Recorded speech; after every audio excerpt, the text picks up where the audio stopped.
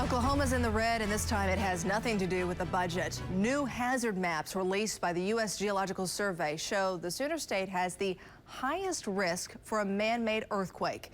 And this is the first time the agency's hazard map has included the risk from induced seismicity. Under the previous map, Oklahoma was at low risk for earthquakes, but this year much of central and northern Oklahoma is listed as having a high risk for damaging earthquakes. There's a look at the new map. The one that you saw before was in previous years.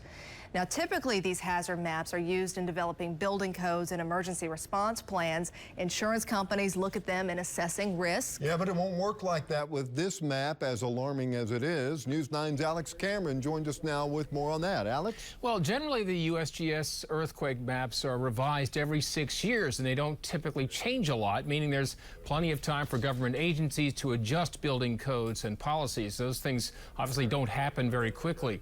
But the map released today, which does include the risk of man-made quakes, is only good for 1 year.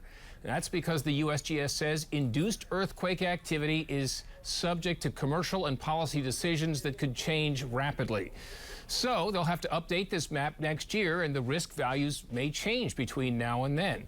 Now, emergency management officials, transportation officials, they will pay attention to this map so that they might be better prepared for a powerful quake if one happens. Oklahoma's energy secretary says the map confirms the state is on the right track.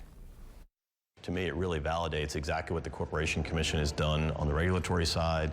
It supports the research that the Geologic Survey is doing and really the entire focus of what the state's been working on.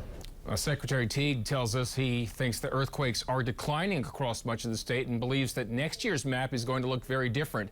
In other words, a whole lot better. Still, for now, the map shows a 5 to 10% likelihood of a magnitude 5 quake in north central Oklahoma in the next year, a 12% chance near Fairview. Kelly?